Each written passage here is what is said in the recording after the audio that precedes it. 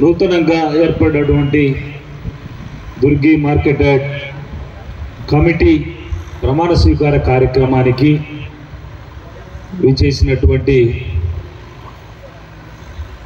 మాజీ market yard దుర్గికి సంబంధించి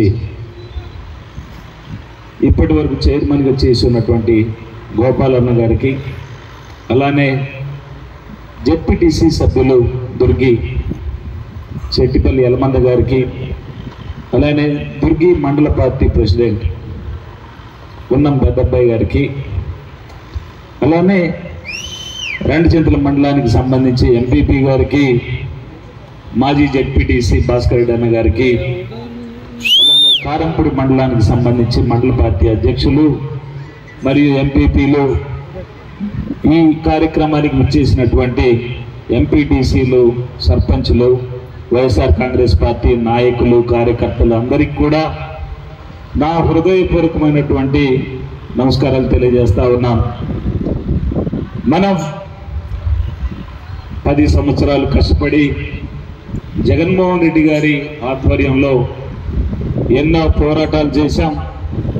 జగన్మోహన్ రెడ్డి గారు పార్టీని నిలబెట్టడం కోసం ఎన్నో కష్టాలని, నష్టాలని ఓర్చుకొని ఆయన ప్రజాప్రస్థానం అనేటటువంటి ఒక పాదయాత్ర కార్యక్రమాన్ని తీసుకున్నప్పుడు ఈ రాష్ట్రంలో ఉన్నటువంటి పేదలు, బడుగు బలహీన వర్గాలకు సంబంధించినటువంటి వారందరూ కూడా ఏ రకమైనటువంటి ఇబ్బందుల్ని, కష్టాలను పడుతూ ఉన్నారో వాటన్నిటినీ కూడా ఆయన క్షేత్రస్థాయిలో పరిశీలించిన తర్వాత వారందరి బాగు కోసం ఏం చేయాలి అని చెప్పేసి అనే దానికోసం ఒక ఎజెండాని తయారు చేసుకొని దాన్ని మేనిఫెస్టోగా రూపొందించి దాదాపుగా అమలు పరిచినటువంటి వ్యక్తి ఈ భారతదేశ చరిత్రలో ఎవరైనా ఉన్నారా అని చెప్పేసానంటే అది ఒక్క మన జగన్మోహన్ రెడ్డి గారికి మాత్రమే దక్కుతుంది అని చెప్పేసి అని చెప్పడానికి మనందరం కూడా వైఎస్ఆర్ కాంగ్రెస్ పార్టీ సభ్యులుగా గర్వించాలని చెప్పేసి అని చెప్తా ఉన్నాను.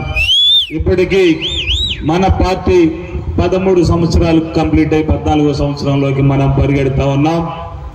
ఇప్పటి వరకు మనం అందరం కూడా కష్టపడి పార్టీని ఎంతో బలంగా నిర్మించుకొని ఉన్నాం. మన పార్టీలో ముఖ్యంగా బడుగు బలహీన వర్గాలు, ఎస్సీ, ఎస్టీ, బీసీ, మైనారిటీ సోదరులు, అలానే మహిళా మతలకు కూడా తగినటువంటి ప్రాధాన్యం ఇస్తూ ప్రతి లోకల్ బాడీస్లో కావచ్చు కాక ఏ నియామకమైనటువంటి నామినేటెడ్ బాడీస్లో కూడా తప్పకుండా అన్ని కులాలకు సంబంధించినటువంటి మహిళలు తప్పకుండా 50% ఉండాలి అని చెప్పేసి అనే దాన్ని ఒక నిబంధనగా పెట్టుకొని మనం ప్రతి కమిటీలో కూడా ప్రతి చోట కూడా 50% మహిళలని ప్రోత్సహిస్తూ వచ్చాం. దానిలో భాగంగా ఈరోజు మార్కెట్ యార్డ్కి సంబంధించి, దుర్గి మార్కెట్ యార్డ్కి సంబంధించి ఎస్సీ మహిళకి రిజర్వేషన్ కావడం, దానిలో భాగంగా ఈ మార్కెట్ యార్డ్ చైర్పర్సన్గా కొమ్ము కౌశల్య గారు ఈరోజు ప్రమాణ స్వీకారం చేసి ఉన్నారు.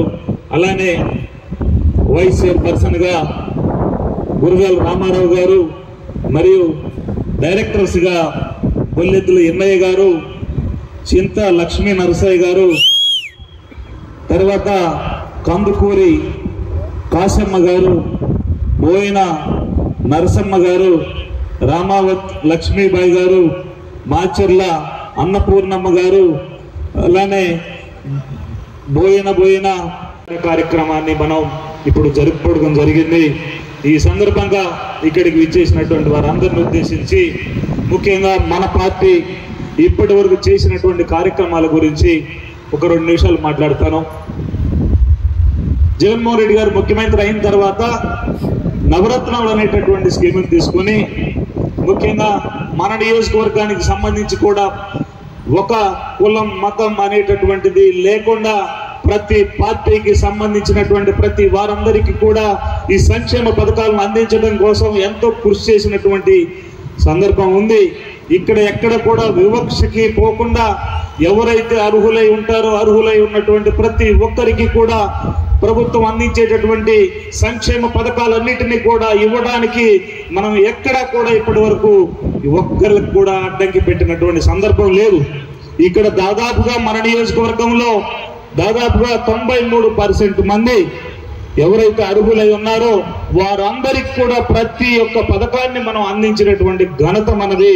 మన నియోజకవర్గంలో సంక్షేమ పథకాలకే కాకుండా అభివృద్ధి కోసం మనకిచ్చినటువంటి రోడ్లు అయితేనేమి, మనకిచ్చినటువంటి హాస్పిటల్స్ అయితేనేమి, ఇవన్నీ కూడా మనందరం కూడా చూస్తా ఉన్నాం. ఇక్కడ నేషనల్ హైవేస్ కి సంబంధించి అయితేనేమి, వరికపుడిసెలకి సంబంధించినటువంటి పర్మిషన్స్ అయితేనేమి, ఈ రోజే మేమందరం కూడా అక్కడికి వెళ్ళి భూమి పూజ కార్యక్రమంలో పనులు జరుగుతున్నటువంటి విధానాన్ని కూడా మేము చూడడం జరిగింది. ఆ కార్యక్రమాన్ని కూడా తీసుకొని రానున్నటువంటి 6 నెలల కాలంలో మనం నీళ్లను తీసుకొచ్చుకునేటటువంటి పరిస్థితి ఉంటుంది అని చెప్పేసి ఈ రోజే ఈ ప్రాజెక్టుకు సంబంధించి హై లెవెల్ కమిటీ ముఖ్యమంత్రి గారి ఆధ్వర్యంలో, ముఖ్యమంత్రి గారి ఆదేశం ప్రకారం జరిగింది. ఆ హై లెవెల్ కమిటీలో ఈ వరికపుడిసెల ప్రాజెక్టుకు సంబంధించినటువంటి పనులను ఏ రకంగా చేయాలి, దీనికి యుద్ధ ప్రాతిపదికన పనులు చేయడం కోసం ఎవరెవరు సహకరించాలి, ఎవరెవరి పాత్ర ఏంటి అని చెప్పేసి అనే దాని మీద ఎప్పటికప్పుడు ఏ రోజుకు ఆ రోజు రివ్యూ చేసే దానికోసం ఈ రోజు దానిలో భాగంగా హై లెవెల్ కమిటీ మీటింగ్ ఒకటి జరిగింది. ఆ మీటింగ్ జరగటం అనేది వీళ్ళు ఇప్పటి వరకు చెప్తున్నటువంటి దానికి ముగింపుగా ఉంది అని చెప్పేసి అనేది చెప్పడానికి ప్రతిపక్షాలు ఏదైతే మన పైన దుష్ప్రచారం చేస్తా ఉన్నారో వారు గతంలో 2 సార్లు దీన్ని వరికపుడిసెల ప్రాజెక్టు కోసం శంకుస్థాపన చేసి ఉన్నారు. కానీ మన నాయకుడు శంకుస్థాపన చేసిన తర్వాత పనులని మొదలుపెట్టి వేగవంతంగా జరపడం కోసం ఈ రోజు ఒక పెద్ద మీటింగ్ ని, హై లెవెల్ కమిటీ మీటింగ్ ని ఏర్పాటు చేసుకోవడం జరిగింది. జగన్మోహన్ రెడ్డి గారు ఎప్పుడైనా ఒక మాట ఇచ్చారు అని చెప్పేసానంటే ఆ మాట మీద నిలబడి, ఆ మాటకు కట్టుబడి, అది కష్టమైన నష్టమైన ఏది జరిగినా ఎందాకైనా సరే నిలబడి ఆ పనిని కంప్లీట్ చేయడం కోసం ఆయన పడేటటువంటి తాపత్రయం మనందరం చూస్తా ఉన్నాం. దానివల్ల ఎటువంటి ఇబ్బందులు వచ్చినా కానీ ఆ ఇబ్బందులన్నిటిని కూడా వెరవకుండా ప్రజల కోసం, ముఖ్యంగా పేదల యొక్క అభ్యున్నతి కోసం, పేదల యొక్క బాగు కోసం ఆయన చేసేటటువంటి కృషి మనందరికీ తెలిసినటువంటి విషయం అని చెప్పేసి ఇప్పటి వరకు మన రాష్ట్రంలో జరిగినటువంటి అభివృద్ధి మనందరం చూసాం. ప్రతి కుటుంబం కూడా ముఖ్యంగా ఆర్థికంగా, సామాజికంగా వాళ్ళు ఎదగాలి, వారు బాగుపడాలి, వారు ఒకరి మీద ఆధారపడకుండా తన కుటుంబాన్ని తను నిలబెట్టుకునే దానికోసం మనం ఏదైతే తోడ్పాటు అందించగలమో ఆ తోడ్పాటును అందించడం కోసం జగన్మోహన్ రెడ్డి గారు ఒక ప్రణాళికను రూపొందించి దాన్ని అమలు చేస్తా ఉన్నారు. ఇప్పుడు మనం గతంలో తెలుగుదేశం ప్రభుత్వంలో ఉన్నటువంటి ఆర్థిక పరిస్థితుల్ని, ఇప్పుడున్నటువంటి ఆర్థిక పరిస్థితుల్ని బేరీజు వేసుకుంటే ఎవరికి వారికి ఖచ్చితంగా అర్థమవుతుంది. మనస్సాక్షిగా చెప్పాలి, జగన్మోహన్ రెడ్డి గారు వచ్చిన తర్వాత మీరు బాగుపడ్డారా లేదా, మీకు ఆ పథకాలు అర్హులు అయి ఉండి మీకు అందినయా లేదా అని చెప్పేసి అనేటటువంటి విషయాన్ని మీరు ఆత్మ పరిశీలన చేసుకోవాలి. ప్రతిపక్షాలు కావాలనే అవాకులు చవాకులు పేలుతా ఉన్నారు. ప్రతిపక్షాలు ఈ రోజు మన మీద ఏదైతే మాట్లాడుతున్నారో వారు వారి పక్కన తిరిగేటటువంటి అనుచరులు అందరూ కూడా ఈ పథకాలు తీసుకున్నటువంటి వారే. వారు మాట్లాడతారు, మీ డబ్బులు ఇచ్చారా అని చెప్పేసి మాట్లాడతారు. మా డబ్బులు ఇవ్వలేదు, ప్రజలకు సంబంధించిన డబ్బే ఇచ్చాం. కానీ ఇదే విమర్శించేటటువంటి ప్రతిపక్ష పార్టీలు ఎందుకు ఈ డబ్బులు పంచిపెట్టలేదు, ఈ డబ్బులు ప్రజలకు అందించలేదు, ఈ రోజు పారదర్శకంగా ఎక్కడ కూడా అవినీతికి తావు లేకుండా ప్రతి ఒక్క మహిళకి, ప్రతి ఒక్క అన్నదమ్ములకి పంచిపెట్టినటువంటి కార్యక్రమం ఎందుకు పంచిపెట్టారు అనుకంగా బతుకుతున్నట్టుగా లెక్క. అంతేకాని మీరేదో చూపిస్తే రోడ్లు వేస్తేనే అభివృద్ధి జరిగినట్టు, అది ఒక్కటే అభివృద్ధికి సోపానం అన్నట్టుగా మీరు మాట్లాడటం అనేది అది అర్థం లేని వాదన. ఇప్పటి వరకు జగన్మోహన్ రెడ్డి గారు సంక్షేమ పథకాల వల్ల అయితేనేమి ఏదైనా ఇచ్చినటువంటి మాటని నిలబెట్టుకునే విషయంలో నికాసుగా నిలబడ్డాడని చెప్పేసి చెప్పుకోవడం కోసం వైఎస్ఆర్ కాంగ్రెస్ పార్టీ కార్యకర్తగా మనందరం కూడా గర్వించాలని చెప్పేసి ఈ సందర్భంగా మీ అందరికీ తెలియజేస్తా ఉన్నాను. తెలుగుదేశం పార్టీకి సంబంధించినటువంటి వారు ఇప్పటి వరకు ఇచ్చినటువంటి హామీలు ఏవైతే ఉన్నాయో మొన్న 4వ సిద్ధం సభలో జగన్మోహన్ రెడ్డి గారు సవివరంగా వివరించడం జరిగింది. మనం సంవత్సరానికి 75,000 కోట్ల రూపాయలని ప్రజలకు అందించున్నాం. వారు ఏదైతే మేనిఫెస్టో అని చెప్తా ఉన్నారో, సూపర్ 6 అనేటటువంటి పథకాలు చెప్తా ఉన్నారో, ఆ పథకాలన్నింటినీ కూడా వారు నెరవేర్చాలి అని చెప్పేసి అంటే 1,45,000 కోట్ల రూపాయలని వీరు పెట్టబోయేటటువంటి ఆ జన్మభూమి కమిటీల ద్వారా అందిస్తే మన ప్రజలకి ఎంత వరకు చేరతాయో ప్రజలందరూ కూడా ఒకసారి ఆలోచన చేసుకోవాలని చెప్పేసి అని చెప్తా ఉన్నాను. జగన్మోహన్ రెడ్డి గారు ఏదైతే యజ్ఞం మొదలు పెట్టారో ఆ యజ్ఞం సంపూర్ణంగా పూర్తి కావాలి అని చెప్పేసానంటే తప్పకుండా మరలా రెండవసారి కూడా ఆయన ముఖ్యమంత్రిగా ఉండాలి అని చెప్పేసి అనేదానికి మన అందరం కూడా కట్టుబడి ఉండాలి. ఆ విషయం కోసం మనందరం కూడా కష్టపడి పనిచేయాలని చెప్పేసి ఇక్కడ మన పల్నాడు ముఖ్యంగా అభివృద్ధి చెందాలి. ఇప్పటి వరకు జరిగినటువంటి అభివృద్ధి, గతంలో మనం ఎప్పుడు ఎమ్మెల్యేగా ఉన్నా కానీ ప్రతిపక్షంలో మాత్రమే ఉన్నాం. ఇప్పుడు అధికారంలోకి వచ్చాం. అధికారం వచ్చిన తర్వాత కూడా 2 సంవత్సరాలు కరోనాతో పోయింది. మిగిలిన 3 సంవత్సరాలు మాత్రమే మనం అభివృద్ధి చేసుకోగలిగాం. మనం కూడా చేసుకోవాల్సినటువంటి అభివృద్ధి కార్యక్రమాలు ఇంకా మిగిలి ఉన్నాయి. కాబట్టి మరలా మనం కూడా తప్పకుండా ఇక్కడ 5వసారి గెలిచి ఈసారి మంత్రివర్గంలో స్థానం కల్పించబోతా ఉన్నారు. కాబట్టి మరింత మెరుగ్గా మనం అభివృద్ధి కార్యక్రమాలను మనం చేసుకోవచ్చు అని చెప్పేసి ఈ సందర్భంగా మీ అందరికీ వివరిస్తూ చెప్తా ఉన్నాను.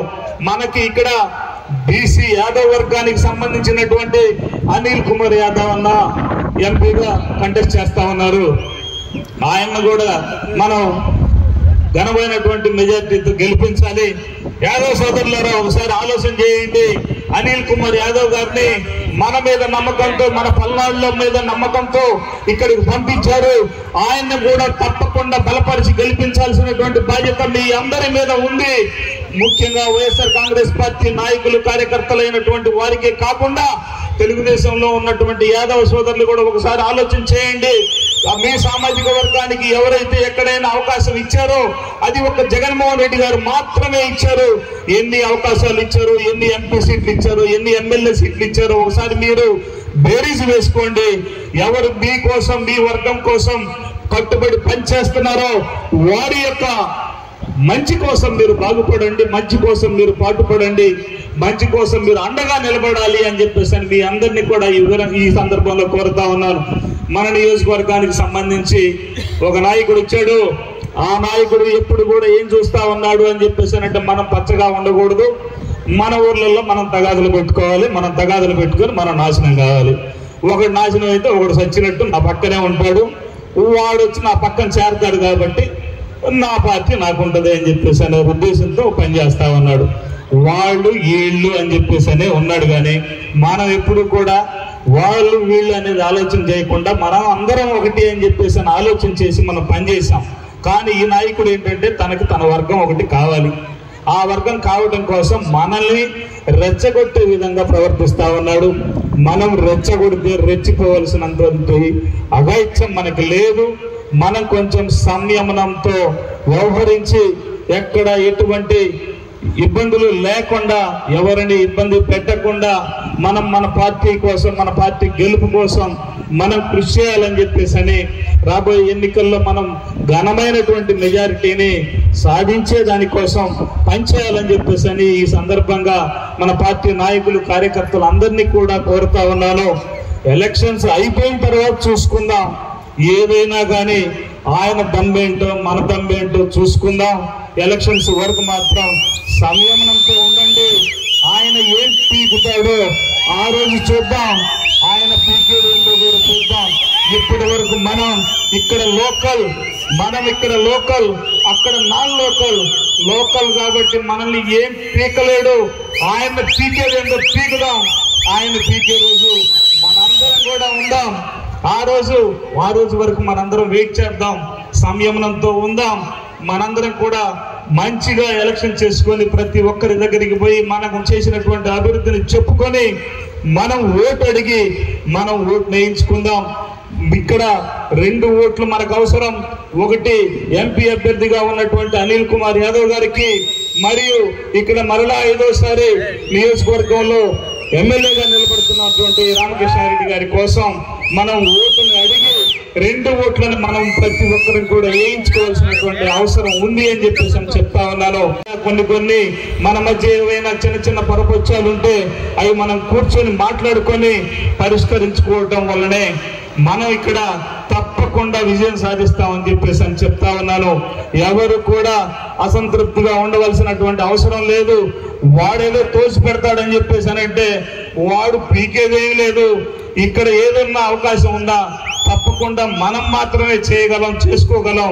మనందరం కలిసికట్టుగా మాట్లాడుకొని ముందుకు పోదామని చెప్పేసి మనందరం కూడా బలంగా పనిచేసి మనం మంచి మెజారిటీతో గెలిచి అనిల్ అన్నకు కూడా మంచి మెజారిటీని మనం నియోజకవర్గం నుంచి ఇవ్వాలని చెప్పేసి దీనికోసం మీరందరూ కూడా మనందరం కూడా పాటుపడాలని చెప్పేసి తెలియజేసుకుంటూ ఇక్కడ ముఖ్యంగా మార్కెట్ యార్డ్ కమిటీ చైర్పర్సన్ గా నియమితులైనటువంటి వారికి, వైస్ చైర్పర్సన్ గా నియమితులైనటువంటి వారికి, అలానే మిగిలిన డైరెక్టర్స్ అందరికి కూడా నాలుగు తెలియజేస్తూ సెలవు తీసుకుంటా ఉన్నాను. జై జగన్, జై జగన్, జై